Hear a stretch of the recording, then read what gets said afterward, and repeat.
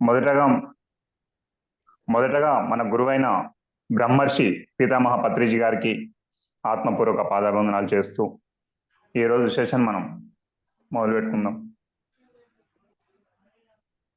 ఈరోజు ఈ సెషన్లో నన్ను క్లాసులోకి రమ్మని ఆహ్వానించిన మాస్టర్స్ కూడా అందరికీ ధన్యవాదాలు తెలుపుతున్నాం. నా పేరు నాగేశ్వరరావు. మాది సొంతం రామన్నపేట మండలం ఉత్తటూరు. నేను ప్రజెంట్ నల్గొండలో ఉంటున్నాను. నల్గొండకు వచ్చి కూడా ఇప్పుడు నేను ఒక ఏడు సంవత్సరాలు అవుతున్నట్టుంది. 7 సంవత్సరాలు అయ్యింది. అయితే మాట క్లారిటీ ఓకేనా? Okay sir. నల్గొండకు వచ్చి 7 సంవత్సరాలు అవుతుంది. అయితే నా జీవితంలో ఆధ్యాత్మిక ప్రయాణం మొదలైంది ఎప్పుడంటే నాకు 18 ఏళ్ళ వయసు వచ్చినప్పుడు. అంతకుముందు ఆధ్యాత్మికం అంటే కూడా తెలియదు, కానీ 18 ఏళ్ళు వచ్చినప్పుడు ఒక మిత్రుని ద్వారా నేను అసలు ఒక ఆధ్యాత్మికం అంటూ ఉంటుందా, ఇలా ఉంటుందా జీవితం అనేది కూడా తెలుసుకున్నాను. అప్పుడు మొదటగా నేను షిరిడి సాయిబాబా గురించి, సత్యసాయిబాబా గురించి కొంతవరకు తెలుసుకున్నాను. ఆ తర్వాత నేను మా అమ్మమ్మ వాళ్ళ ద్వారా, వాళ్ళు బాగా శివభక్తులు అన్నట్టు, ఆ శివభక్తి ద్వారా నేను వాళ్ళు ఏం చేస్తే అది ఓం నమ శివాయ చెప్తే ఓం నమ శివాయ, ఇట్లా వాళ్ళు చెప్పింది ఆ మంత్రాన్ని పట్టుకొని మంత్రాన్ని ఉచ్చరిస్తూ ఆ విధంగా నేను ఆధ్యాత్మికంగా ముందుకు రావడం జరిగింది. అప్పుడే నాకు తెలిసింది ఏంటంటే ఎక్కువ గురువుల సాంగత్యం అనేది కావాలి, గురువుల సాంగత్యం ద్వారా మనం ఉన్నతంగా ఎదుగుతాము అనేది అప్పుడు తెలుసుకున్న తర్వాత నేను అప్పుడు పరిశుద్ధానందగిరి స్వామి ఇలా మా అమ్మమ్మ వాళ్ళు తీసుకుపోయే గురువుల దగ్గరికి వెళ్ళేవాడిని. అట్లు వెళ్తూ ఆ ఓం నమ శివాయ మంత్రం పట్టుకొని ఆ శ్రీశైలం వెళ్తూ ఆ సీడీలు ఇప్పుడు ఉండే క్యాసెట్లు ఉండేవి, అది తీసుకొచ్చి వేస్తూ అవన్నీ వింటూ ఉండేవాడిని.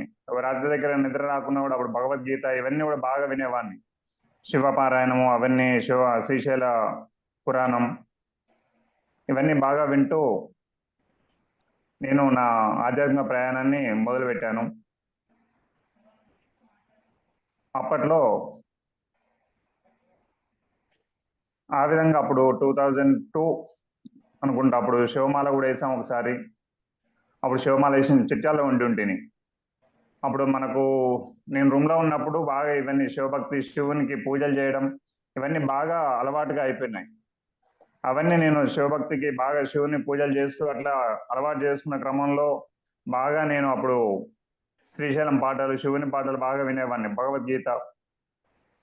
భగవద్గీత కూడా అసలు రాత్రి దగ్గర నిద్ర రాకుంటే కూడా ఆ భగవద్గీత పాటలు పెట్టుకొని, అంటే భగవద్గీత పారాయణ పెట్టుకుంటూ పడుకునేవాడిని. అంత హాయిగా నిద్రపోయేటప్పుడు అవి పెట్టుకుని అందరేమో అప్పుడు 18 ఏళ్ళ వయసు, 19 ఏళ్ళ వయసులో అన్ని వేరే పాటలు వింటుంటే నేనేమో ఈ పాటలు వింటూ ఉండేవాడిని.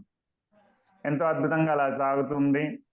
తర్వాత 2004 వరకు నేను అలా ఉంటూ వచ్చాను. తర్వాత 2003 ఆ ప్రాంతంలో నేను కాశీకి వెళ్ళడం జరిగింది. కాశీలో కూడా ఒక 2 నెలల 15 రోజులు, 3 నెలల దాకా 2 నెలల 15 రోజులు కాశీలో ఒక గౌరీ కేదారేశ్వర టెంపుల్ అని అక్కడ గుళ్ళో కూడా పనిచేశాను. కొన్ని అనివార్య కారణాల వల్ల అక్కడికి వెళ్ళడం జరిగింది. ఒక 2 నెలల 15 రోజులు ఉండి ఆ తర్వాత నేను మళ్ళీ నల్గొండకు రావడం జరిగింది. నల్గొండ నుంచి చిట్యాలకు వెళ్ళాను. ఆ విధంగా మళ్ళీ ఒక 2-3 ఏళ్ళు కొద్దిగా డిసప్పాయింట్ అయినా కూడా తర్వాత మాట క్లారిటీ ఉందిగా మేడం? Okay sir. ఓకే.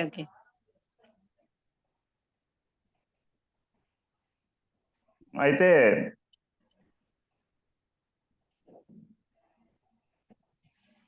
ఆ విధంగా నేను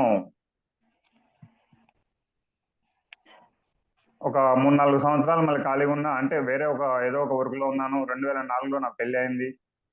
ఆ తర్వాత 2007 వరకు కూడా నల్గొండ, చిట్యాల అట్లా ఉంటూ వచ్చాను. తర్వాత చిట్యాలలో నాకు షిరిడి సాయిబాబా ద్వారా, అంటే అక్కడ ఒటిమతి సాయిబాబా టెంపుల్ ఉంటుంది. ఇప్పుడు పోతే మనం నార్కపల్లి నుంచి చిట్యాల హైవేలో వెళ్తుంటే, హైవేకు మనం పోతుంటే లెఫ్ట్ సైడ్లో ఉంటుంది. అక్కడ 2007-2008 నుంచి నేను చిన్న సాయిబాబా గుడి ఉంటే అక్కడ బాబా వారికి గుడి చూసి అక్కడి నుంచి నేను అక్కడ అందరి ద్వారా నేను అక్కడ పరిచయం చేసుకున్నాను. ఆ పరిచయం చేసుకుని అదే విధంగా నేను ఆ షిరిడి సాయిబాబా మందిరం దగ్గర షిరిడి సాయిబాబాకు చిన్న బాబా టెంపుల్ ఉంటే ఆ బాబా టెంపుల్ కట్టిస్తూ అక్కడ ఉన్న గుడిలో ఉన్న ఆంటీని పరిచయం చేసుకొని ఆ విధంగా నేను షిరిడి సాయిబాబా యొక్క భక్తునిగా మారి మొదటగా శివభక్తునిగా ఉండి తర్వాత షిరిడి సాయి భక్తునిగా తయారై మారి 2007 నుంచి 2017 వరకు నిస్వార్థంగా సేవ చేస్తూ ఎంతో అద్భుతమైన పని చేస్తూ అక్కడ ఇంకా బాబావారి గుడి కట్టడానికి ఎవరు ముందుకు రాకున్నా కూడా 2007-8 ప్రాంతం నుంచి నేను అక్కడ కొంతమంది చిట్యాల సాయి సత్సంగ్ అని ఉండేది. ఆ సాయి సత్సంగ ద్వారా నేను ఆ సత్సంగానికి ప్రతిరోజు వెళ్ళేవాడిని. వెళ్తూ అక్కడ వెళ్ళి ఆంటీని అడిగితే చెప్పింది ఎలా అసలు దీంట్లోకి ఎలా వెళ్ళాలి అంటే ఇట్లా ఏమైనా పూజలు ఉంటాయా అంటే నాకు అప్పుడు హారతుల బుక్ ఇచ్చింది. షిరిడి పద్ధతిలో హారతులు నేర్చుకున్నాను. హారతులు నేర్చుకుని 4 హారతులు కూడా ఇవ్వగలిగే స్థితికి వచ్చాను నేను. తర్వాత క్రమంలో ఆ యొక్క షిరిడి సాయి హారతులు మా ఇంట్లో రోజుకు కూడా 4 హారతులు ఇచ్చేవాళ్ళం. చిట్యాల్లో ఉన్నప్పుడు కూడా రోజుకు 4 హారతులు ఇచ్చు దాంట్లో పూర్తిగా మునిగిపోయేవాళ్ళం. అసలు హారతి ఇస్తున్నామంటే అసలు నాకు ఏమీ అర్థం కాకపోయేది. అంత బాబావారిని చూసుకుంటూ దాంట్లో అది కూడా ఒక ధ్యానమే అనుకుంటాను. అంత దాంట్లో మునిగిపోయేవాడిని. బాబావారికి హారతులు ఇస్తూ అట్లా నేను చేస్తూ ఉన్న క్రమంలో 2017లో నేను పెద్ద పాప చదువులకని ఇక్కడికి వచ్చాను, నల్గొండకు వచ్చాను. అప్పటికి నేను షిరిడి సాయిబాబా టెంపుల్లో ఉన్నప్పుడు అమ్ముల సాంబశివరావు గురువు గారు ఉండేది. అమ్ముల సాంబశివరావు గురువు గారి దగ్గర నేను అంటే మాకు అందరూ ఎప్పుడో ఒకసారి కలిస్తే మాట్లాడే వాళ్ళము. కానీ ఎక్కువ నేను ఆ షిరిడి సాయిబాబా జీవిత చరిత్ర చదివినప్పుడు 2002లోనే నేను బాబావారి జీవిత చరిత్ర చదివిన. దాంట్లో అక్కడ నేర్చుకున్నది ఏంటంటే ఎక్కువ మనకు రుణానుబంధము శత్రుత్వం 2 ఉంచుకోవద్దని చెప్పి నేర్చుకున్నాను. అక్కడ ఎప్పుడైతే నేర్చుకున్నాను నేను ఏదైనా ప్రతిదీ వీలైనంత వరకు అన్ని కూడా ఆచరిస్తాను, ప్రాక్టికల్ గా చేస్తూ ముందుకెళ్తూ ఉంటాను. ప్రాక్టికల్ ఏదైనా అప్పుడు ఎప్పుడైతే తెలుసుకున్నానో బాబావారి జీవిత చరిత్ర చదివినప్పుడు బాబావారి జీవిత చరిత్రలో రుణానుబంధం శత్రుత్వం అనేది ఉండకూడదు. మన జీవితాశయం జీవితంలో ఉండకూడదు అన్నట్టు. అంటే అప్పుడు నేను తెలుసుకున్న ఆ యొక్క జ్ఞానాన్ని ఎవరితో అయినా ఎప్పుడైనా పంచాయతీ పెట్టుకున్నా కూడా ఏదైనా అంటే జగడం ఏదైనా వేసుకున్నా కూడా నేను మళ్ళీ ఎంబటే వెళ్ళి వాళ్ళతో మాట్లాడేవాడిని. ఎంత పెద్ద గొడవ అయినా కూడా ఇప్పటికి కూడా అదే చేస్తుంటాను. ప్రతి వారితో కూడా కంపల్సరీ నేను వెళ్ళి మళ్ళీ కంపల్సరీ మాట్లాడతాను. అప్పుడే నేను నేర్చుకున్నది ఏంటంటే శత్రుత్వం కూడా ఉండకూడదు. ఎవరి శత్రుత్వం మళ్ళీ రుణానుబంధం. ఎవరి దగ్గరైనా డబ్బులు తీసుకున్నా కూడా మళ్ళీ ఆ డబ్బులు తిరిగి ఇవ్వాలి, అది మన దగ్గర ఉంచుకోకూడదు. అదే క్రమంలో నాకు అమృత సాంబశివరావు గారి శిష్యుడైన స్వామి గారు ఏం చెప్పారంటే అప్పుడు నాకు మా గుడి అంటే మొదటగా నాకు షిరిడి సాయిబాబాను అక్కడ నేను బాగా ప్రచారంలోకి వచ్చింది. నేను శకుంతల భోజరాజు గారి ద్వారా బాగా నేను షిరిడి సాయిబాబా దాంట్లో బాగా మునిగిపోయాను. ఎక్కడ చేసినా కూడా కార్యక్రమాలు ఉన్నా కూడా పూర్తిగా అక్కడ 24 hours ప్రోగ్రామ్ ఉన్నా కూడా నిస్వార్థంగా అక్కడ ఎలాంటిది మనం ఆశించకుండా ఇక 24 hours ఉన్నా 48 hours ఉన్నా కూడా ఎంత కార్యక్రమం ఉంటే అంత కార్యక్రమంలో పూర్తిగా మునిగిపోయేవాడిని. ఇంకా అక్కడ కార్యక్రమాలు అయిపోయే వరకు అక్కడే ఉండేవాళ్ళం. ఆ విధంగా జరుగుతుంది. అంటే మొదట్లో నాకు మా గురువుగారు స్వామి గారు ఏం చెప్పారంటే ఒకటే చెప్పారు, నాగేశ్వరరావు నువ్వు ఏంటంటే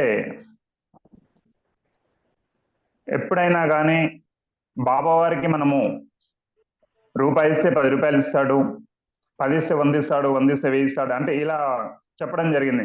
అంటే ఏ దానికైనా 10 ఇంతలు మనకు వేస్తాడు. అంటే మనం బాబావారి కోసం ఒక్క అడుగు మనం ముందుకు వేస్తే బాబావారు మన కోసం 10 అడుగులు ముందుకు వేసి మనకు సహాయం అందిస్తాడు అని చెప్పాడు. అప్పుడు ఆ విధంగా తెలుసుకున్న జ్ఞానం ద్వారా నేను ఎంతో అద్భుతంగా దాంట్లో ముందుకు సాగడం జరిగింది.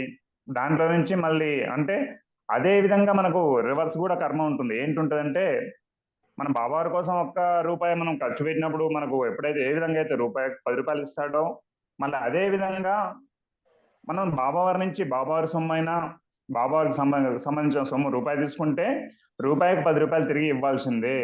ఇట్లా బాబావారి యొక్క జీవిత చరిత్రలో కూడా ఉంటుంది. ఈ విధంగా అక్కడే నాకు బీజం పడింది. అంటే ఏది చేసినా కూడా మనము స్వార్థం లేకుండా చేయాలి. అప్పుడు ఏం చెప్పానంటే, నువ్వేమైనా బాబావారి కోసం గుడి కోసం తిరిగేటప్పుడు అంటే ఎవరు ఉండకపోయేది. ఆ 15 దగ్గర దగ్గర 2012లోనో లేదా 10లోనో ఆ గుడి ఇనాగ్రేషన్ అయింది, కట్టడం జరిగింది. అప్పటి వరకు కూడా మేము ఆ గుడి కార్యక్రమాల్లో ప్రతి కార్యక్రమాన్ని నేను ముందుండి తిరిగేవాడిని. అప్పుడు చెప్పారు ఏంటంటే, దాంట్లో రూపాయి కూడా తీసుకోకూడదు. తీసుకోవాల్సి వస్తే నువ్వేమైనా ఖర్చులకు నీకు డబ్బులు లేకుంటే బిల్లు రాసి పెట్టుకో, తీసుకో, అట్లా తీసుకోమని చెప్పారు. అయినా కూడా నేను ఎన్నడూ పెద్దగా ఏం తీసుకోకపోయేవాడిని. ఆ విధంగా అప్పుడు పడ్డ బీజము ఇక నా వీలైనంత వరకు నిస్వార్థంగా సేవ చేసుకుంటూ ముందుకు వస్తుంటే 2007లో నేను నల్గొండకు రావడం జరిగింది. నల్గొండకు వచ్చి నల్గొండలో ఉన్నప్పుడు కూడా నల్గొండకు వచ్చినాక కూడా నేను మార్నింగ్ డ్యూటీకి 7కి వెళ్తే 3కి వచ్చేవాడిని. 3కి వచ్చిన తర్వాత ఖాళీగా ఉంటే ఏమొస్తుంది ఎట్లా అని చెప్పి నేను నల్గొండకు వచ్చిన తర్వాత కూడా సాయిబాబా సత్సంగాలు అవన్నీ జరపడం జరిగింది. అంటే ఖాళీ ఉండడం వల్ల మనకేమీ రాదు. దానికోసం మనం ఒక ధర్మకార్యం, సత్కర్మ ఇవన్నీ చేయడం ద్వారా మనం జీవితంలో ఎంతో కూడా ఆధ్యాత్మికంగా అంటే ఆత్మ పరంగా ఉన్నతి సాధించగలం. ఆ దృక్కోణంతో నేను నా జీవితం ముందుకు సాగింది.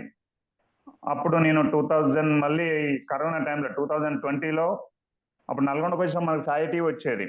నల్గొండ సాయి టీవీ చూసుకుంటూ సాయి టీవీ పక్కన మనకు పిఎంసి టీవీ వచ్చేది.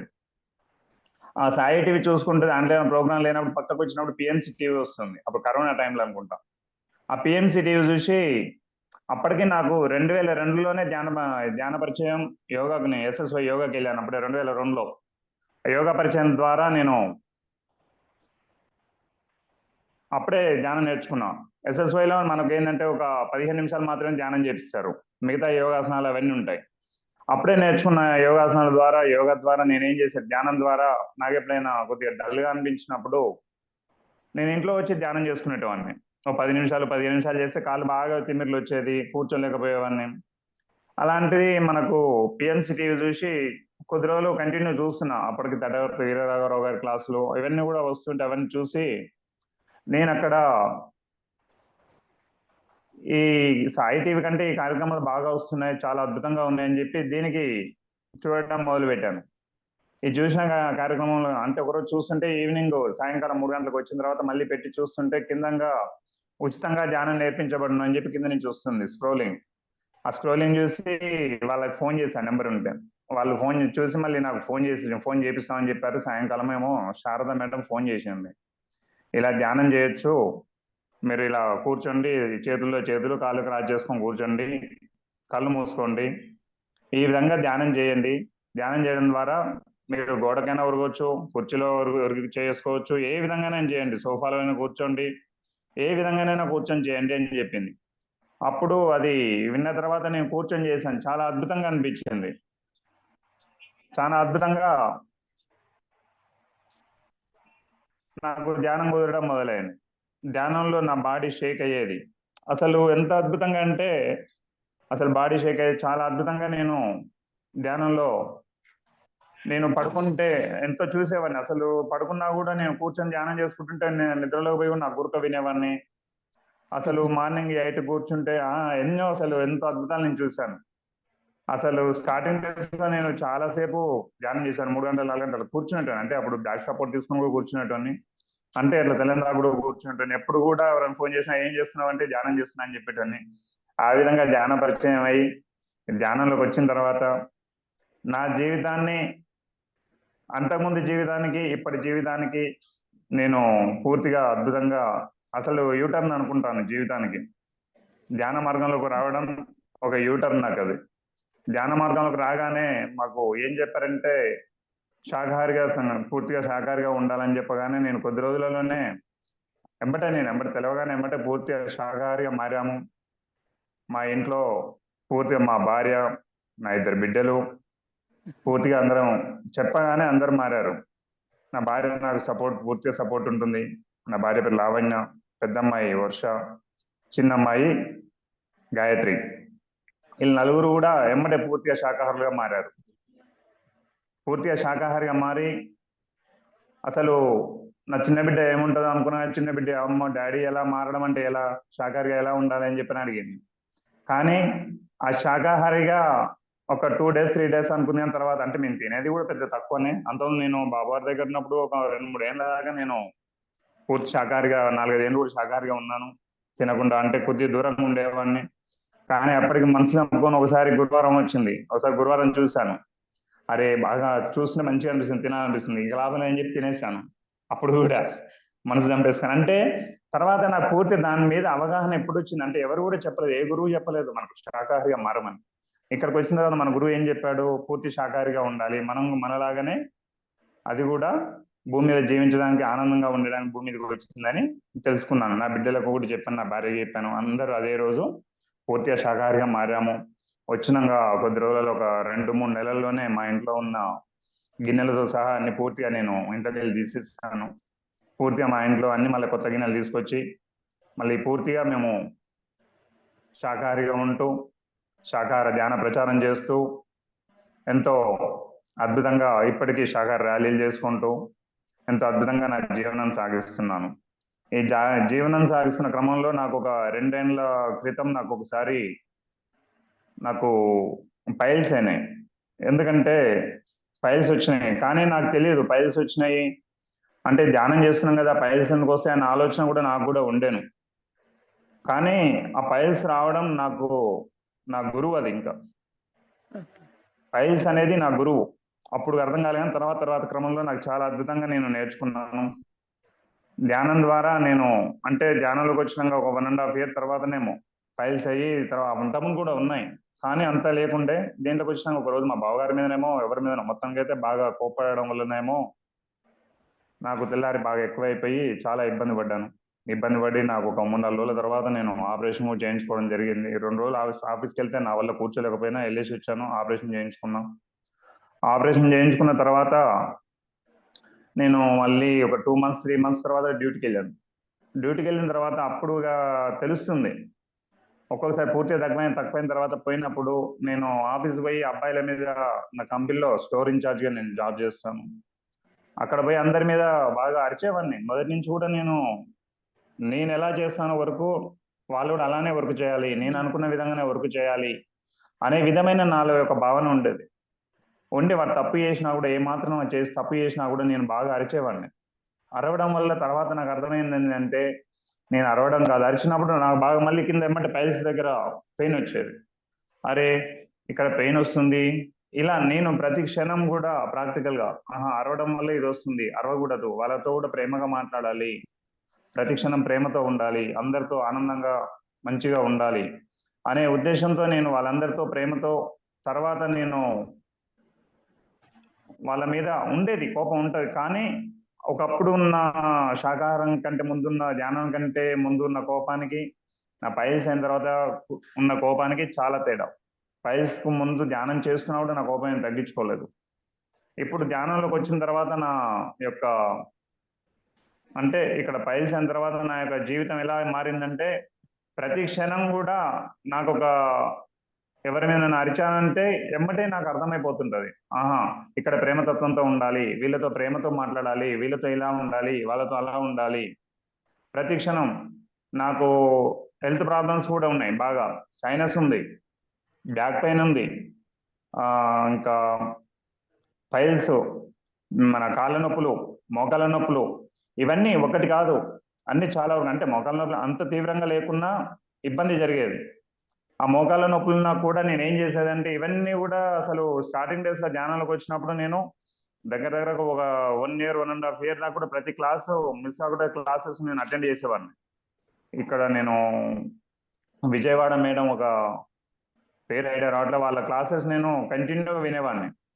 ఈ విధంగా ఇన్నర్ జర్నీ అని ఎన్నో జర్నీలు అన్ని చేశాను.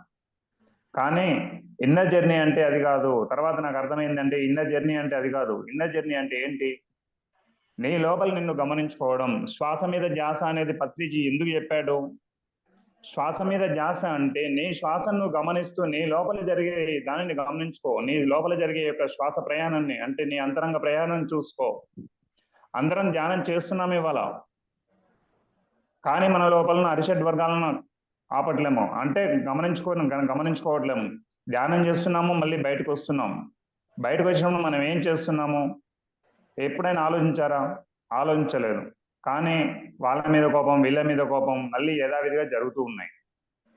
ఈ జరుగుతున్న క్రమంలో ఏమవుతుందంటే మన లోపల మనం అందరం ఏమనుకుంటామంటే ఫుడ్లోనే ఉన్నది అంతా అనుకుంటారు. ఫుడ్లో ఉన్నది నాకు తెలిసినంత వరకు 10 or 20%, 10, 15 or 20%. కానీ మన లోపలికి తీసుకునే యొక్క ఆహారం ఏంటి అంటే మన యొక్క పంచేంద్రియాలతో తీసుకునేదే. మెయిన్ ప్రతి ఒక్క మనిషి యొక్క అనారోగ్యానికి మూల కారణం ఏంటంటే మనస్సు. మనస్సు అని ఎందుకు చెప్తున్నా అంటే అందరం అనుకుంటాం నేను బాగా లావయ్యాను, ఫుడ్ మానేస్తాను, లేదా డైటింగ్ చేస్తాను అని ఇవన్నీ చేస్తారు. కానీ నాకు తెలిసినాక నాకు పూర్తిగా జ్ఞానానుభవంలో నేర్చుకున్నది ఏంటి అంటే డైటింగ్ చేయడం కాదు. డైటింగ్ అనేది నువ్వు ఫుడ్ ఏ విధంగానైనా తిను, కానీ శాకాహారిగా ఉండు, ఏ విధంగానైనా తిను. కానీ ఏం చేస్తావు, నువ్వు పంచేంద్రియాలతో తీసుకునేవి, కన్ను, ముక్కు, చెవి, నోరు, వీటితో తీసుకునేవి ఇప్పుడు ఎదుటివారిని చూడగానే మనకు ఒక కళ్ళం అంటాం. అప్పుడు ఏమైతే మనలో అహంకారం పెరుగుతుంది, అప్పుడు ఏమైతే సైట్ వస్తుంది. ఎదుటివాటి మనం చెప్తే వినలేదు, అప్పుడు ఏమవుద్ది, నీ లోపల డైజెషన్ ప్రాబ్లం స్టార్ట్ అవుద్ది. ఎదుటివాడి మీద కోపడతావు, ఏమైంది, ఇలా హెల్త్ ప్రాబ్లమ్స్ ఏదో ఒకటి నీ మీద ఖచ్చితంగా ఎఫెక్ట్ ఎక్కడి నుంచి వస్తుంది అంటే మానసిక స్థాయి నుంచే ప్రతి ఒక్కటి కూడా వస్తుంది. నేను ముఖ్యంగా చెప్పదలుచుకుంది ఏంటంటే మెయిన్గా మన యొక్క అనారోగ్యాల గురించి నేను దీంట్లో చెప్పదలుచుకున్నాను. అనారోగ్యాలు అనేవి ఎందుకు వస్తాయి అంటే ప్రతి అనారోగ్యాన్ని మిమ్మల్ని మీరు గమనించుకోవట్లేరు. ధ్యానం చేస్తున్నాం, అది కూడా ఒక 3 గంటలు 4 గంటలు ధ్యానం చేస్తే దాంట్లో తెలుస్తుంది అంటారు. నేను కూడా 3-4 గంటలు అంటే కూర్చున్నా, కానీ కంటిన్యూ అంటే చేసి స్టార్టింగ్ డేస్ చేసా, కానీ నాకు అంత అనుభవాలు ఏం రాలేవు ధ్యానంలో. అంటే నా ఇన్నర్ నుంచి నా యొక్క శక్తి ఇవన్నీ అర్థం చేసుకునేవాడిని. ఈ విధంగా నువ్వు ఎప్పుడైతే టెన్షన్ పడుతుంటావో మీరు గమనించుకోండి. టెన్షన్ పడ్డప్పుడు ఏమంటే మోకాళ్ళలో పెయిన్ వస్తుంటుంది.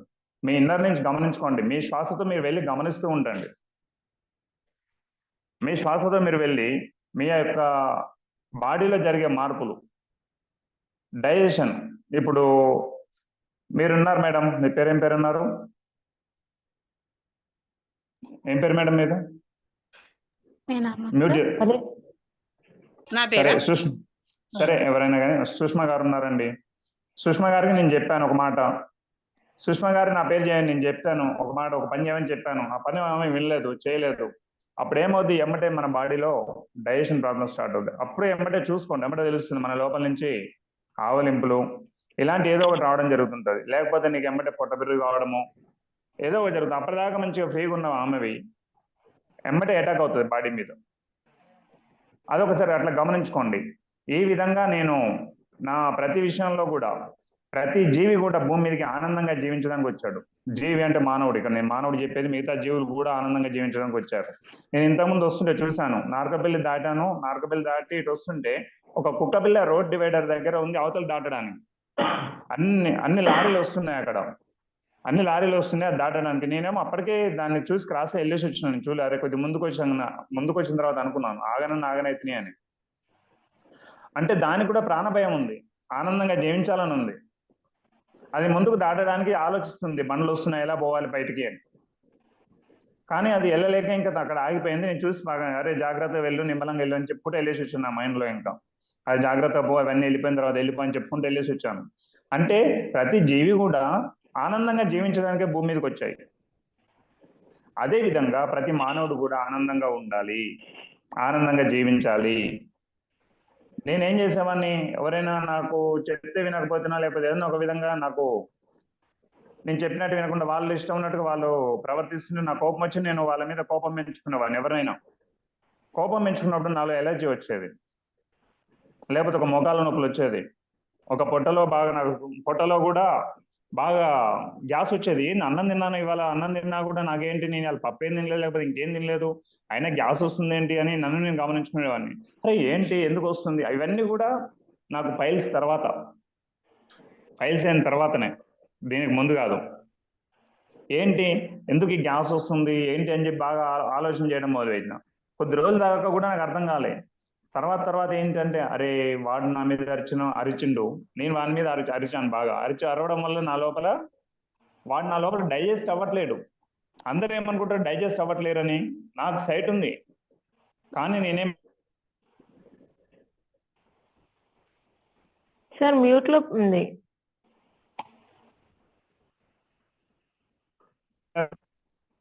ఎప్పుడైతే మనం అహంకార స్థితిలో మాట్లాడతామో మన కళ్ళకెక్కుతుంది. ఎవరైనా చెప్పింది సరిగ్గా వినలేదనుకో ఏమంటే కళ్ళకు వస్తుంది. భీష్మయ్య గురించి చూశాను ఒకసారి. నాకు వచ్చిన ప్రతి అనారోగ్యాన్ని నేను ఒక 6 నిమిషాల్లో తగ్గించుకుంటాను అని చెప్పాడు. నేను ఇలా ప్రతి ఒక్క గురువుల యొక్క సత్సంగాలు విని వాళ్ళ నుంచి ప్రతి ఒక్కటి నేను తీసుకొని ఆచరిస్తాను. ఆ విధంగా నేను గ్యాస్ వస్తుంది ఎందుకు వస్తుందని చెప్పి బాగా గమనించాను. బాగా గమనిస్తే నాకు తర్వాత అర్థమైంది ఏంటంటే, ఈ విధంగా నా లోపల డైజెషన్ అవ్వట్లేదు. నేను ఎప్పుడైతే జీరో మైండ్లో ఉంటానో, జీరో మైండ్కి వచ్చేస్తానో, జీరో మైండ్కి వచ్చినప్పుడు ఆటోమేటిక్గా నా బాడీ ఆటోమేటిక్గా నాకు ఇవి మార్నింగ్ లేవగానే నా కార్యక్రమాలు నేను చేసుకోగలను, ఈజీగా అవుతాయి. అదే నా జీరో మైండ్లో లేననుకో, వేరే విధంగా ఆలోచనలు వచ్చినాయి అనుకో, ఆలోచనతో ఏమవుద్ది, ఎక్కడెక్కడ స్ట్రక్ అయిపోద్ది. ఎందుకంటే మన యొక్క కణాల వ్యవస్థ చాలా చనిపోతుంటది. అంటే కణాలంటే ఇక్కడ ఏంటి, ఈ నువ్వు ఆనందంగా ఉన్నప్పుడు మన లోపల కణాలు బాగా పెరుగుతాయి, వృద్ధి చెందుతాయి. అదే నువ్వు కోపంగా ఉన్నప్పుడు చూసుకోండి, మీరు మీ బాడీలో మొత్తం కణాల వ్యవస్థ చనిపోయి బాడీ స్మెల్ రావడం, ఏదో ఒక రకంగా నువ్వు ఇబ్బంది పడుతూ ఉంటావు. అప్పుడు ఏమవుద్ది, నీ లోపల తయారవుద్ది. అది ఎక్కడి నుంచి వెళ్ళాలి, ఇవన్నీ ఉన్నాయి అన్ని ఏమిటికి, కళ్ళు ఉన్నాయి చూడడానికి, నోరుంది తినడానికి, ముక్కుంది వాసన చూడడానికి, చెవు ఉంది వినడానికి. ఈ విధంగా ప్రతి దానికోసం నిర్మించబడింది, అంటే మన బాడీలో ఉన్నది. కానీ మనం అందరం ఏం చేస్తున్నాం, సరిగాని వ్యవస్థతో ప్రతి ఒక్కరి మీద కోపాలు తాపాలు ఇవన్నీ పెంచుకుంటున్నాం. అందరు డబ్బు అని పరుగులు పెడతాం. నేను ఏ రోజు కోసం కూడా డబ్బు కోసం పరుగులు పెట్టలేదు. నేను ఏ రోజు కూడా ఇల్లు కట్టుకోవడానికి పరుగులు పెట్టలేదు. నువ్వు ఎప్పుడైతే మారుతావో, నీ లోపల గుణాలను మార్చుకుంటావో, నువ్వు గుణాలను మార్చుకున్నంతసేపు కూడా నువ్వు ఉన్నతంగా ఎదగలేవు, నీకేవి రావు. నీ లోపల ఎప్పుడెప్పుడైతే ఒక్కొక్క గుణం మార్చుకుంటూ నువ్వు ముందుకెళ్తూ ఉంటావో, నీ గుణం ఎప్పుడైతే మారుతూ ఉంటుందో, గుణంలో మారినప్పుడు అద్భుతంగా నీకు కావాల్సిన అన్నీ వస్తాయి. నేను షిరిడి సాయిబాబా వారికి గుడి కట్టడానికి నేను 6 నిమిషాలు శ్రమించాము, బాగా తిరిగాం. అసలు నాకు అక్కడే అద్భుతమైన జీవితం అంటే ఇక్కడ కూడా ఉంది, నేను కాదనట్లేను. ఇక్కడ కూడా అద్భుతంగా నేర్చుకున్నాను. అక్కడ కూడా అంబల సాంబశివరావు గురువు గారి యొక్క సత్సంగం ఉంది అంటే వెళ్ళేవాడిని. అప్పుడే నేను ఒక నిర్ణయానికి వచ్చాను, నేను తప్పు పని చేయొద్దు అని. చాగంటి కోటేశ్వర గారి యొక్క మాటలు విన్నాను. అరే ధర్మ మార్గమైన న్యాయమైన సంపాదన సంపాదిస్తేనే పర్ఫెక్ట్. అధర్మమైన సంపాదన నీ పక్కన నిప్పుంటే నిప్పు నిన్ను ఎప్పుడైతే కాల్చివేస్తుంది. ఇవన్నీ అక్కడే, అంటే అప్పుడే నేను అధర్మమైన సంపాదన నుంచి పక్కకు జరిగా. ఆ క్షణం తర్వాత నాకేంటి, నేను సమస్య ఇచ్చాను, నా దాకా రాలేవు. అప్పుడు ఈ విధంగా నీలో గుణాలను మార్చుకున్నంతసేపు నువ్వేమీ మారలేవు. పక్క వాళ్ళు చెప్పేది వినాలి, ప్రాక్టికల్గా గమనించాలి, నీ శ్వాసతో నీవు ఉండాలి. నువ్వు ఎప్పుడైతే నీతో నువ్వు ఉంటావో నువ్వు అద్భుతంగా తయారవుతావు. లేదంటే డబ్బు రాదు. నువ్వు ఎప్పుడైతే అద్భుతంగా తయారవుతావో నీకు అన్నీ వస్తాయి. నీ గుణాలను మార్చుకో. మనం భూమి మీదకి వచ్చింది వీటిని మనలో ఉన్న సరిగాని గుణాలను మార్చుకోవడానికి. నేను బాబా వారికి గుడి కట్టడం కోసం తిరిగాను. నేను చిట్యాలం మా నాన్న బాబా వాళ్ళు ఉండి ఇల్లు కట్టుకోరా అన్నారు. నాకు వద్దు బాబా అన్నాను. నేను 2002లోనే బయటకు వెళ్ళిపోయాను పరిస్థితుల ప్రభావం వల్ల. కాశీ పోయాను. అప్పుడు శివభక్తం కాబట్టి కాశీకి వెళ్ళాను. తర్వాత నేను 2017 నుంచి నల్గొండకు వచ్చిన తర్వాత ఒక మిత్రుని ద్వారా ఒక గుంట జాగా కొనుక్కో అంటే డబ్బులేం లేవు నా దగ్గర. అయినా కూడా ఆ రోజు నేను ఒక మిత్రుడు చెప్పి గుంట జాగా కొనుక్కోమంటే సరే గుంట జాగా కొనుక్కుంటా అని చెప్పి ఒక దగ్గర మా బావగారు చెప్పిన. ఇప్పుడు లేరు ఆయన, మా బావగారు జనార్దన్ రావు. అయితే ఆయన చెప్తే గుంట జాగా అయితే చూసి ఒక దగ్గర ఉన్నారు అనగా బాగాలేదని చెప్పాడు. మళ్ళీ ఇప్పుడున్న జాగా తీసుకొచ్చి చూపించాడు. అరే బావ నాకు ఇది కావాలి, పశ్చిమ వైపు వీధి పొట్టు నాకు కావాలి ఇది అని చెప్పి ఇల్లు తీసుకున్నాను. ఆ ప్లాట్ తీసుకున్నాను. ఏదో అలా ఉండని అని చెప్పి తీసుకున్నా. తర్వాత ఏంటి, కొద్ది రోజుల తర్వాత ఒక 6 నెలల లోపలనే దాని ముహూర్తం కూడా పెట్టా. ప్లాట్ కొనుక్కునేటప్పుడే డబ్బులు లేవు. ఇల్లు కూడా ఒక 6 నెలలు సంవత్సరం లోపు 6 నెలల లోపే అనుకుంటాను నాకు తెలిసి. కానీ ఏది నాకు అంత గుర్తుకుండదు. అంటే నేను వదిలిపెట్టేస్తాను, నాకు అవసరం లేదు. అప్పుడు ఆ విధంగా నేను ఇల్లు కూడా మొదలుపెట్టినా. ఇల్లు మొదలుపెట్టిన రోజు ఏమాత్రం డబ్బులు లేవు, కానీ ఒక 17-18 లక్షలు ఎంతో పెట్టి మొత్తానికి అయితే ఇల్లు కట్టుకున్నాం. 4 రూమ్లు కట్టుకున్నాను, పెద్దగా ఏం కట్టలేదు. అయినా కూడా 2 రూమ్లు అనుకున్నాను, 4 రూమ్లు అయ్యింది.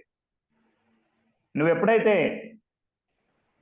నిస్వార్థ సేవ చేస్తావో నీకు అన్ని నీ దగ్గరకు వస్తాయి.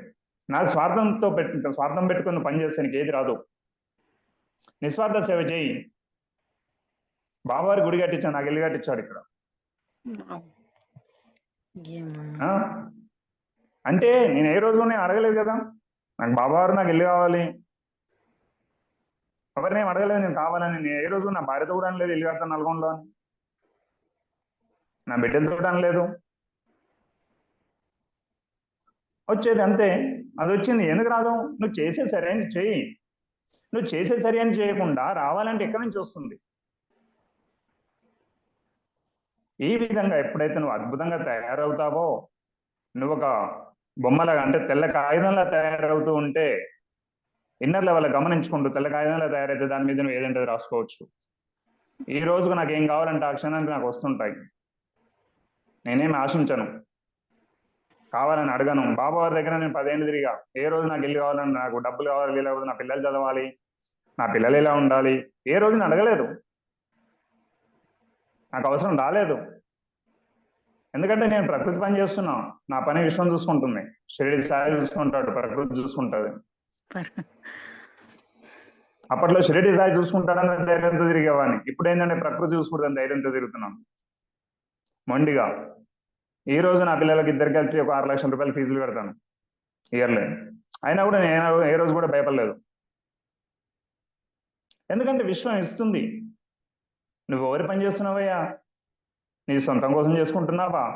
కాదే, విశ్వం పని చేస్తున్నాం. విశ్వం నీకేం కావాలంటే అది ఇస్తుంది.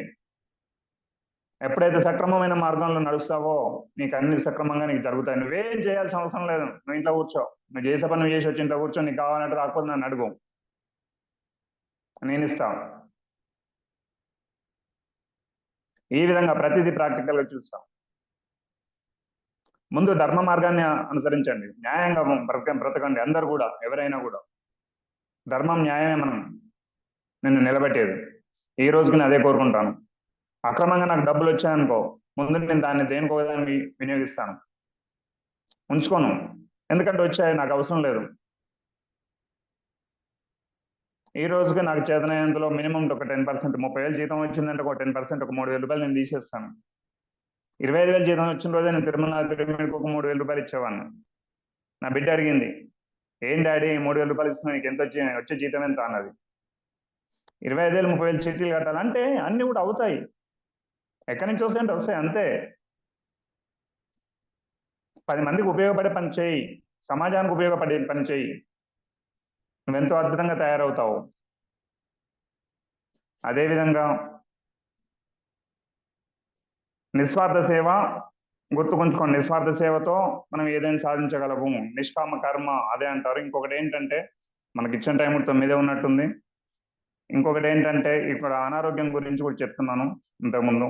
అనారోగ్యం కూడా ప్రతి మనిషిలో ముఖంలో మచ్చలే కానీ ఏదైనా కానీ ఒకటే చెప్తున్నా, నీ లోపల నిన్ను నువ్వు గమనించుకొని వాటిని ఆపు. అంటే అరికట్టకూడదు, పట్టుకొని వదిలిపెట్టకూడదు. పట్టుకుంటే కథం నిన్ను అవాగం చేస్తాయి.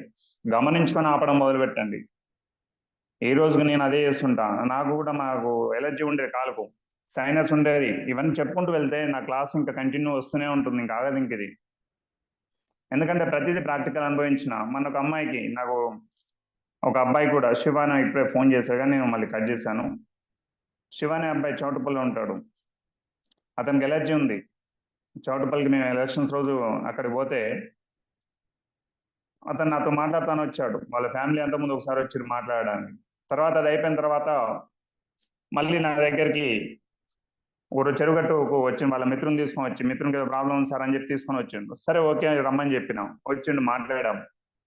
మాట్లాడిన తర్వాత తీరా అతను వెళ్ళేటప్పుడు చూసినాం. అతను చూస్తే కాలుకు దగ్గర దగ్గర ఒక ఇంత వెడల్పుగా ఎలర్జీ ఉంది. ఏమైంది బాబు వాడు అని అడిగినాం. ఎలర్జీ సార్ అన్నాడు. ఎన్ని రోజులు అయిందన్నా? ఒక 6 నెలలు అయింది సార్ వచ్చి అన్నాడు. తగ్గలేదా అని అడిగినాం. తగ్గలేదు సార్ అన్నాడు. మరి ఎందుకు, ఎవరి మీద కోపాలు పెంచుకున్నావు, ఏమైంది అని అడిగినాం. ఎవరి మీద సార్? మా డాడీ మీద అన్నాడు. మీ డాడీ మీద కోపం తీసేసి ప్రేమను పంచుకో ఇప్పటి నుంచి అని చెప్పిన ఎమ్మటే. ప్రేమతత్వంతో ఏదైనా సాధించవచ్చు. ఆ ప్రేమతత్వంతో ఎమ్మటే చెప్పేశావు, నువ్వు ఆ ప్రేమను పెట్టుకో, డాడీ మీద కోపం తీసేయి, నాకు తెల్లారి రేపు మధ్యాహ్నం ఫోన్ చేస్తావు నువ్వు అని చెప్పినావు. తెల్లారి మధ్యాహ్నం కాదు, వాడు సాయంకాలం 5 గంటలకు 6 గంటలకు ఫోన్ చేసింది, సార్ నాకు రిలీజ్ అయిపోయింది, తక్కువైపోయింది సార్ అని. 6 నెలలకు వెళ్తుంది, ఎలా తగ్గిపోయింది? వాళ్ళ డాడీని చూస్తే అతనికి ఎలర్జీ. కావాలంటే ఫోన్ నెంబర్ ఇస్తే అబ్బాయితో మాట్లాడవచ్చు. మీలో ఎవరైనా ఉన్నా కూడా నా దగ్గర రావచ్చు, నేను తగ్గిస్తే చెప్పేస్తాను నాకు ఎలా అది కావాలో. ఎమ్మటే అబ్బాయికి చెప్పా, సార్ నేను ఇట్లా 1 అవర్ రాన్పేటకి వెళ్ళిపోయేసరికి, చెరువు అక్కడ కలిసిండు, రాన్పేటకి వెళ్ళిపోయేసరికి నాకు తగ్గిపోయింది సార్, మొత్తం బాడీ మొత్తం కూల్ అయిపోయింది, సాయంత్రం 4 గంటలకు తగ్గిపోయింది, తెల్లారి 3-4 గంటలకు, తెల్లారి మళ్ళీ ఒక 2-3 డేస్ ఇట్లా కంటిన్యూ కనుక్కున్నాను, ఇంకొక మచ్చలు మిగిలినాయి సార్, ఇప్పుడు ఆ మచ్చలు కూడా పోయినాయి సార్ అని చెప్పిండు. మన బుద్ధ పౌర్ణమి రోజు కూడా మన ఇంటికి ఒక అమ్మాయి వచ్చింది, ఆ అమ్మాయికి సేమ్ అదే ప్రాబ్లం ఉంది. ఆ అమ్మాయికి అదే చెప్పా, ఎందుకు అలా వచ్చిస్తున్నావు అని. లేదు సార్ ఇలా ఉంది అని చెప్పింది. ముందు అవన్నీ తీసి పక్కన పెట్టేసి అని చెప్పాం. తెల్లారి ఆమె ఒక 1-2 డేస్లో పూర్తిగా క్యూర్ అయిపోయింది, పూర్తిగా క్యూర్ అయిపోయింది. మా ఇంట్లో పిరమిడ్ ఉంటుంది, మా ఇంట్లో పిరమిడ్ పేరు సంజీవని పిరమిడ్ ధ్యాన మందిరం. మన అక్టోబర్ 2కు పిరమిడ్ ఓపెన్ చేశా. నేను ఎన్నో పేర్లు దొరాడాను, ఏ పేరు పెట్టాలా అని. సంజీవని పిరమిడ్ అని మా పంతులు గారు చెప్పాడు. చెప్పగానే సంజీవని పిరమిడ్ కథం అక్కడే ఆగిపోయాను. ఇంకా నాకు సంజీవని పిరమిడ్ కావాలి అని, సంజీవని అనేది కావాలి అని. అంటే మనం 10 మందికి ఆరోగ్యం ఇవ్వాలి, ఆనందం ఇవ్వాలి, ఈ విధంగా ఎంతో అద్భుతంగా జీవించాలి అందరూ. ఎంతో మందికి హెడేక్ వస్తే కూడా 5 నిమిషాలు తగ్గించేవాడిని, అంటే ఓన్లీ ధ్యానం కూర్చోబెట్టడం హెడేక్ తగ్గించేవాడిని. ప్రతిదీ ముందు మీ లోపల ఉన్న మిమ్మల్ని, మీ లోపల జరిగే ప్రతి దాన్ని గమనించుకోండి. మొన్న ఒక అబ్బాయి వచ్చిన జీనవనం గుర్రంపోడు, నాకు తలనొప్పి 20 ఏళ్ళుగా ఉంది సార్ అని చెప్పిండు. 20 ఏళ్ళుగా పోవట్లేదు, తగ్గట్లేదు సార్ అని చెప్పిండు. ఒక అబ్బాయి తీసుకొచ్చి నాకు కనెక్ట్ చేసిండు. ఒకటే చెప్పిన, ఏం చేయాలో చెప్పిన దానికి. తెల్లారి ఫోన్ చేసిన, అతను ధ్యానం చేస్తే ఉంటుంది, మళ్ళీ తర్వాత మళ్ళీ కనెక్ట్ అవుతుంది సార్ ఎట్లా అని అడిగాడు. మళ్ళీ వస్తుంది, నేను చెప్పినట్టు చేయమని చెప్పిన. ఇంకా నాకు తెలిసి అది 90% వెళ్ళిపోయింది. చెప్పిండు అబ్బాయి కూడా, ఫోన్ చేసిన మళ్ళీ తెల్లారా కూడా చేసిన, నిన్న ఇవాళ చేయలేదు, ఇవాళ చేయలేదు ఫోన్ ఎట్లుందని. అతనికి 90% తగ్గిపోయింది సార్, నాకు కొద్దిగానే ఉంది, అది కొద్దిగా నాకు మీరు చెప్పింది అర్థమైంది, దాని ద్వారా వస్తుంది అని చెప్పి. దాని గురించి పనులు కూడా వెక్కిస్తున్నానంట, ఏ విధంగా తగ్గలేదు. ఎక్కడి నుంచి వస్తున్నామంటే వీటన్నిటికీ కూడా మనసే మూలం. ధ్యానంలో మనకు జరిగేది ఏంటి? ధ్యానంలో ఏం జరుగుతుంది, ఎవరైనా చెప్పగలరా?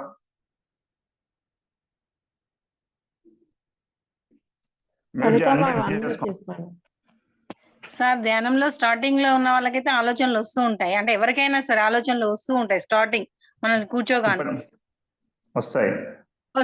రాంగా మనం కట్ చేస్తూ ఉన్నప్పుడు ఆ మనసులో అది నుంచి ఆలోచనలు తగ్గిపోయి, నాకు వచ్చిన అనుభవాలు అయితే ఏదో ఒకటి సాక్షాత్కారము, ఇన్నర్ గా మనకు మెసేజ్, ఆ సిచ్యువేషన్ తగ్గట్టు నాకు శూన్యస్థితికి వెళ్తాను. మొత్తం మౌనంలోకి వెళ్ళిపోయి శూన్యస్థితి వచ్చేస్తుంది. అప్పుడు నాకు కావాల్సిన మెసేజ్ అయితే నాకు అంటే నా అభిప్రాయం, నేను ధ్యానంలో తెలుసుకున్నది చెప్తున్నాను. అవి జరుగుతూ ఉంటాయి కామన్ గా. అయితే అదే అన్నట్టు, మనసు శూన్యమైనప్పుడు మన ఆలోచనల వేగం తగ్గుద్ది.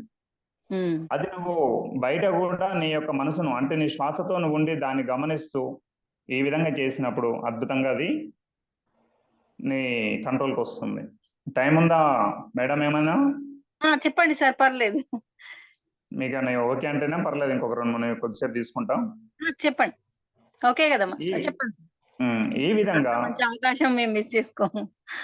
ఈ విధంగా నేను అమ్మాయి కూడా అలా తగ్గిపోయింది, ఈ అబ్బాయి కూడా దగ్గర నాకు తెలిసి 80-90% తగ్గిపోయింది. అంటే నేను ప్రాక్టికల్ చేసిన కాబట్టి ప్రతి దాని మీద నాకు పట్టు ఉంది. నెక్స్ట్ ఏంటంటే నేను ఏం చేయాలనేది నేను చూసుకుంటున్నాను. ఇంకా కూడా కావాలి, సాధించుకోవాలి, అన్నిటికీ నా లోపలనే ఉంది.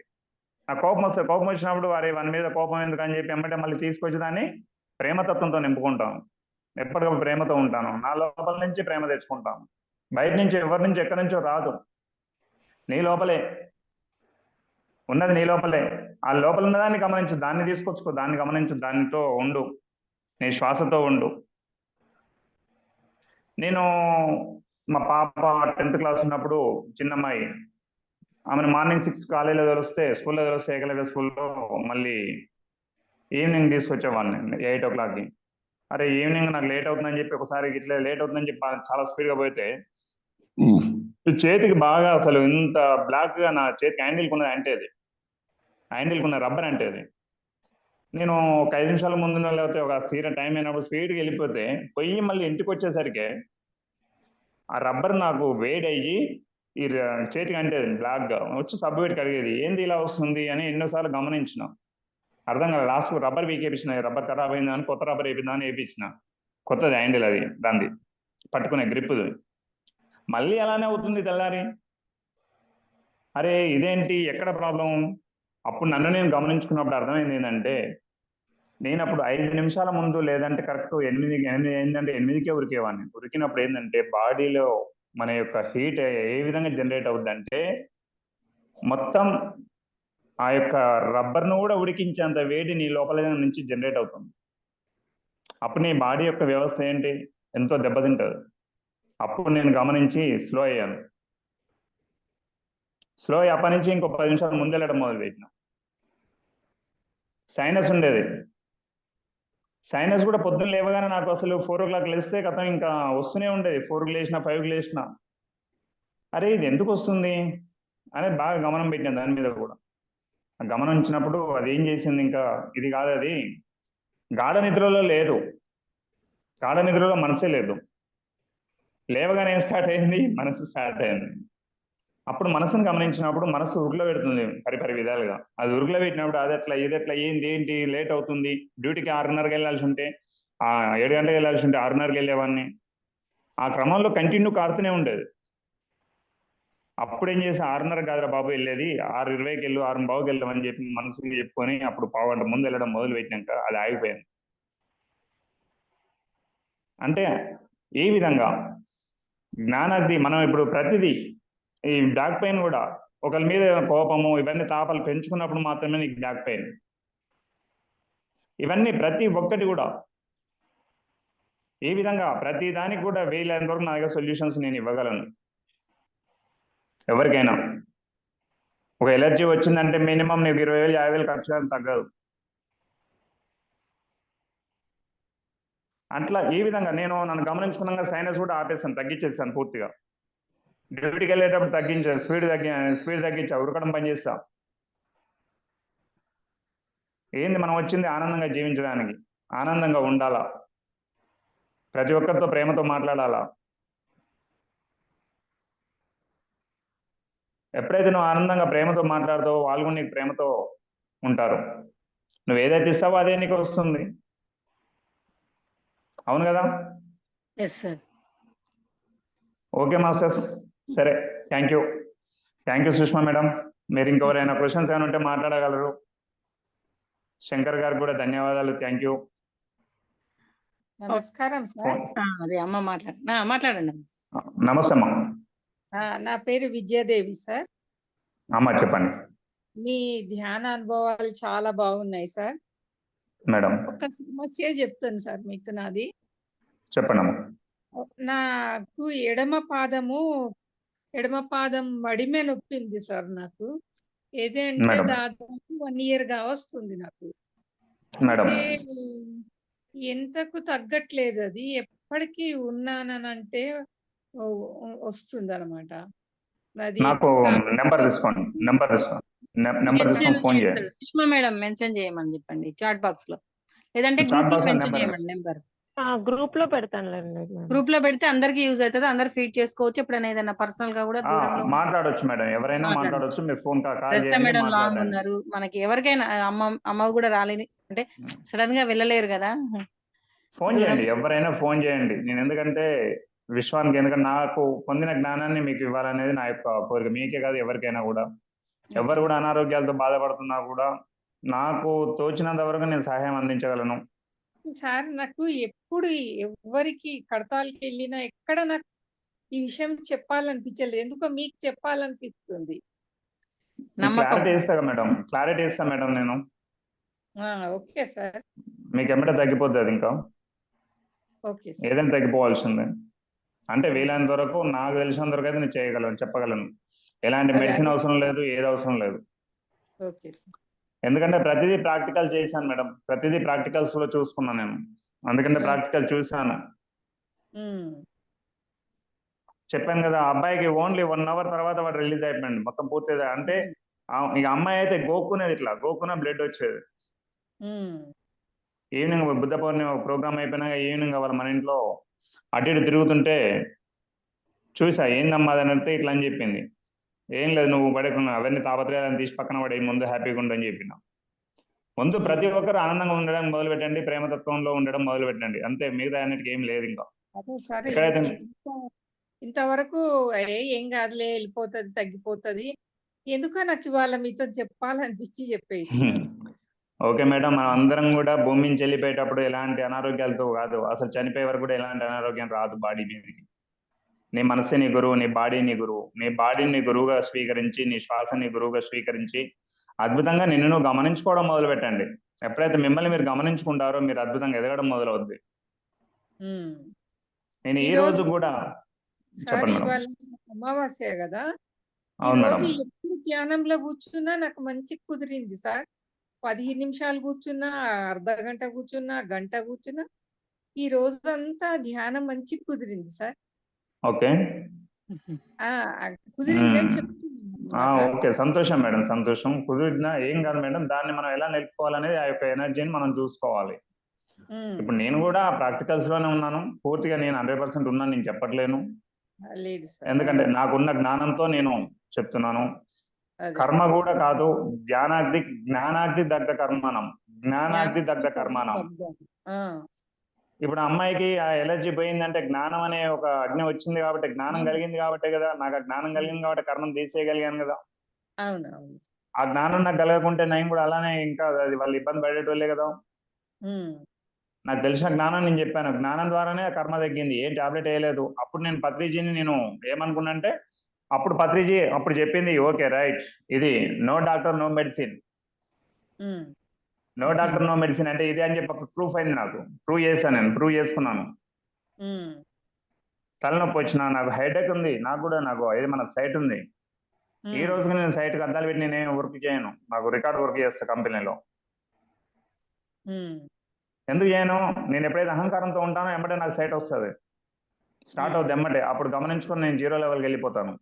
0 లెవెల్కి వెళ్ళిపోయి మళ్ళీ దాన్ని కంట్రోల్కి వచ్చేస్తుంది. 0 లెవెల్కి వెళ్ళిపోయాను అనుకో, ఎమ్మటే ఎనర్జీ పాస్ అవుద్ది. అవును సార్. ఒకటే మేడం, ఎక్కడైనా నిన్ను నువ్వు గమనించుకోవడం మొదలు పెట్టండి. ఎవరి మీద ప్రేమతత్వం లేదు, ఎవరి మీద కోపాలు మొదలైన, ఎవరి మీద ఏమైంది, ప్రతిదీ చెప్పిన చూసుకోండి. ఆలోచించుకుంటున్నా సార్. ఎవరి వస్తా మీద చూసుకోండి. కోపం లేదు అని కోపమే కాదు, అనిపిస్తుంది. అదొకటే ఆ, కాదు, అదొకటే కాదు, అదొకటే కాదు, అన్ని ఉంటాయి. అరిషడ్ వర్గాలు అన్ని ఉంటాయి. అవును అవును సార్. అవును సార్. మనకు అన్ని ఉంటాయి, ఒకటి కాదు. తెలియకుండా ద్వేషము, కూడా పగ. ఉంటాయి కానీ మనం గుర్తించకనే ఇది. మనసు ఒక్కటే అన్నిటికీ మూలం. అవును ఆ సార్. మనసు ఒకటి తీసి పక్కన పెట్టి గమ్మత్ దాన్ని చూసావంటే మిగతా నువ్వు అన్ని, అది చాలా అవును అద్భుతంగా తయారవుద్ది. అవును సార్. అర్థమైందా మేడం?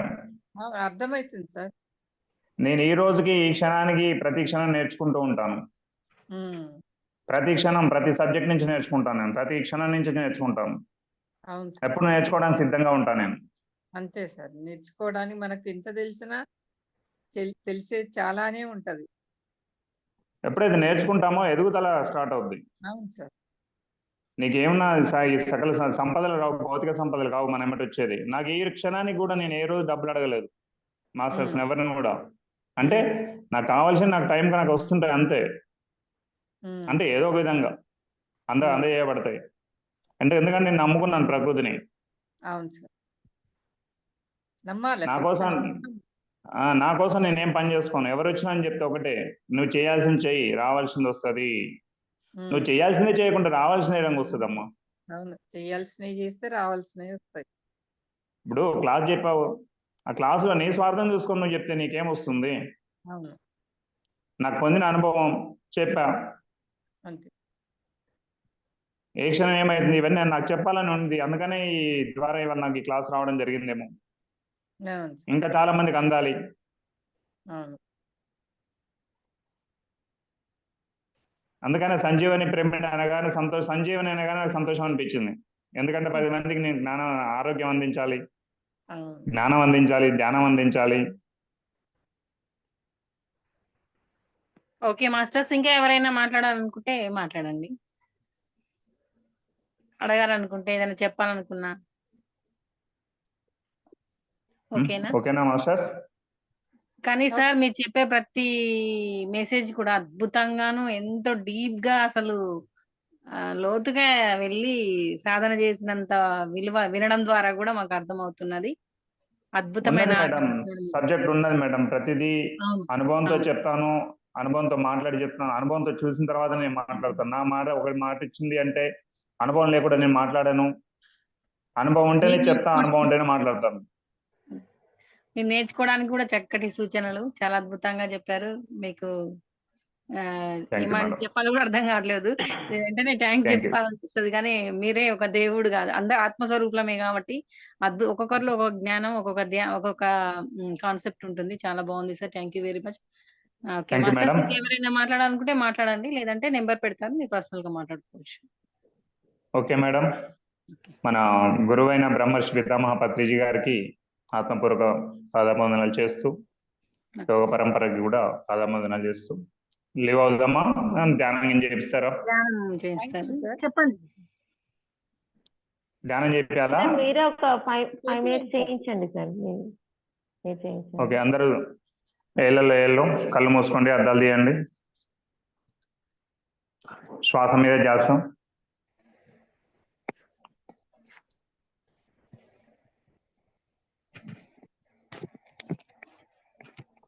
అందరూ కళ్ళు మూసుకోండి.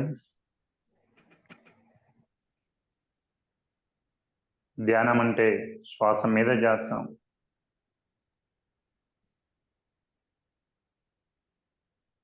మీ శ్వాసతో మీరు ఉండండి. మీ లోపలికి వెళ్ళే శ్వాసను, బయటకు వచ్చే శ్వాసను గమనిస్తూ ఉండండి.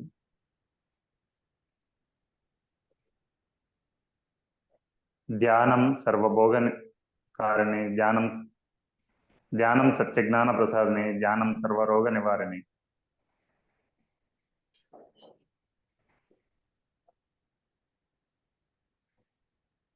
నీ లోపలికి నీకు వెళ్ళే ప్రక్రియ ధ్యానం. నీ శ్వాసతో నువ్వు ఉంటే ఏదైనా సాధించగలవు.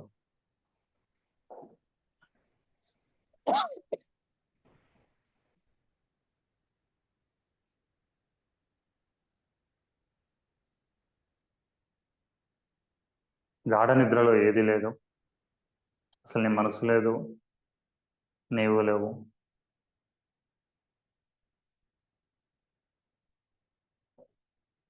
లేవగానే మొదలయ్యింది.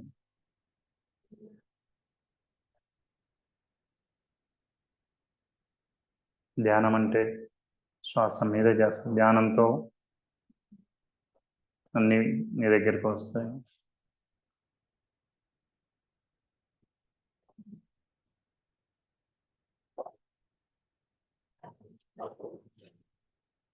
అందరూ చక్కగా కూర్చోవాలి, ఎవరు కూడా సపోర్ట్ తీసుకోవద్దు. వెనక కూర్చుంటే నిద్రలోకి వెళ్ళిపోతారు.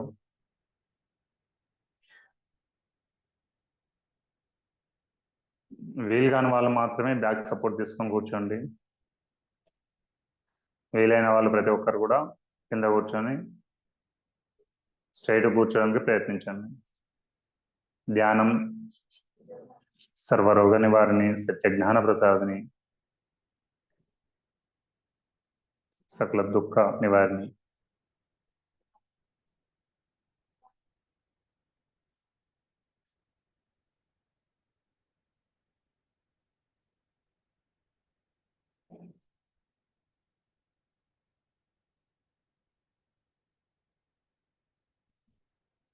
Last 2 minutes.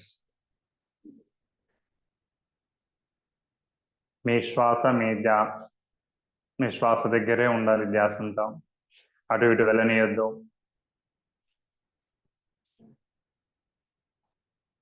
తీసుకొచ్చి శ్వాసను ముక్కు నుండి లోపలికి వెళ్ళే శ్వాసను, ఆజ్ఞాచక్రం నుంచి లోపలికి వెళ్ళే శ్వాసని పొట్ట భాగం దాకా వస్తుంటుంది, దాన్ని గమనిస్తూ ఉండండి. పోయే శ్వాసను, వచ్చే శ్వాసను గమనిస్తూ ఉండండి. ఇంకా వేరే లేదు. అన్నీ వదిలేయండి. మీ శ్వాసను కూడా వదిలేయండి. లాస్ట్కి మీ శ్వాసను, మీ బాడీని అన్ని వదిలేయండి. ఇంకా ఏది లేని స్థితికి రావాలి. అన్నీ వదిలేయండి. హాయిగా నీ శ్వాసతో ఏకం.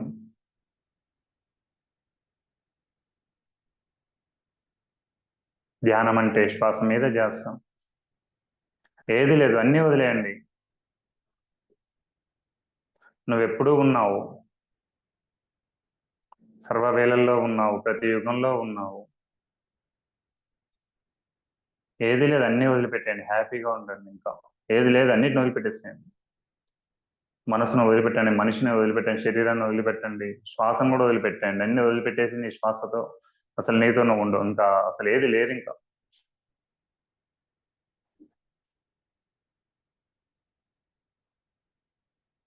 ఏది లేదు, అన్ని వదిలిపెట్టండి. హ్యాపీగా ఉండండి.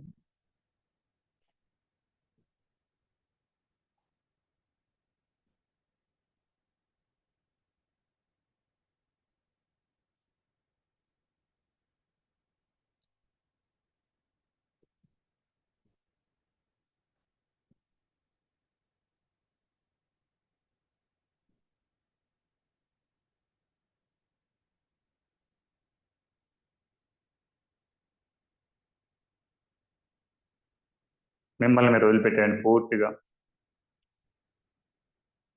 ఇంకేది లేదు.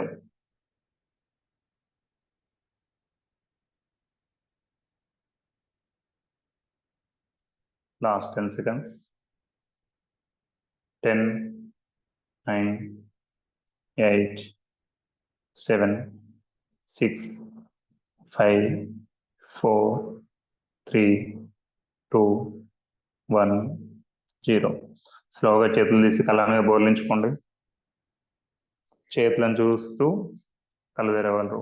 5 సెకండ్లు. 5, 4, 3, 2, 1, 0.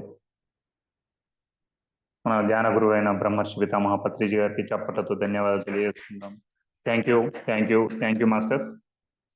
అందరికీ ధన్యవాదాలమ్మా. ఓకేనా? Thank you sir. Thank you so much.